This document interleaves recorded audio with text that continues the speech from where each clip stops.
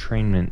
Entrainment is gradually leveling up suggestibility and compliance in another person to make them more open and responsive to suggestions that you would make in the future. I think one of the best ways to understand entrainment is the dating analogy, where you pick up a girl for a first date. There are some things that are appropriate and there are some things that would be very inappropriate to do, at least right off the bat, right? Like just even like some physical touch or like hand holding or kissing, like that doesn't happen immediately. But as you go through your first date and then you can baby step, right? It becomes more appropriate as you baby step, right? You go out to dinner and then you go for a walk and then maybe you put your arm around her and then like you gradually break down these barriers of physical touch to the point it becomes appropriate for you to be physical with, that sounds kind of weird, but you get what I'm saying, right? As you gain more and more permission to behave in that way, you also give her permission to behave differently as well. And so like each step makes sense in the logical sequence because you're going from step 1 to step 2 to step 3. But if you went from step 1 to step 10, there'd be a huge disconnect and it would not work. So on the door approach, right, how can we gradually level up suggestibility and compliance and followership so that we go step 1, step 2, step 3, and we go through this process to where we can suggest, yeah, dude,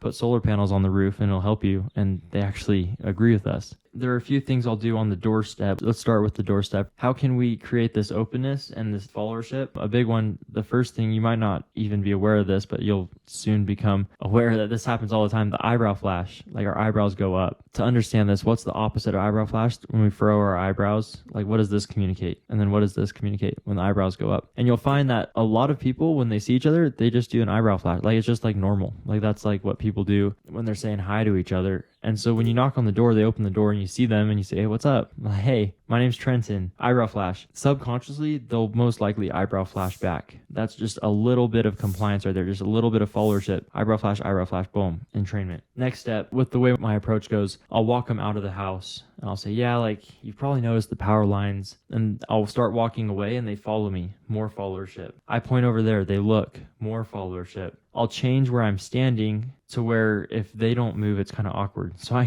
move a few steps over and then they'll take another few steps and they adjusted their position based off of me. More followership. Another one is the social vacuum. Like you'll step back a few steps and then there'll be a gap and they'll feel the need to fill it. You asking a question and them answering it is followership. And then transitioning to the side of the house, right? We go and check the meter, check the electric bill, check the electric panel, walk around. We're looking at the roof. We're looking at the trees, the shade. And all this time they're following us physically. And so we're increasing how much they'll be willing to follow us mentally and with thoughts and ideas and putting new ideas as well.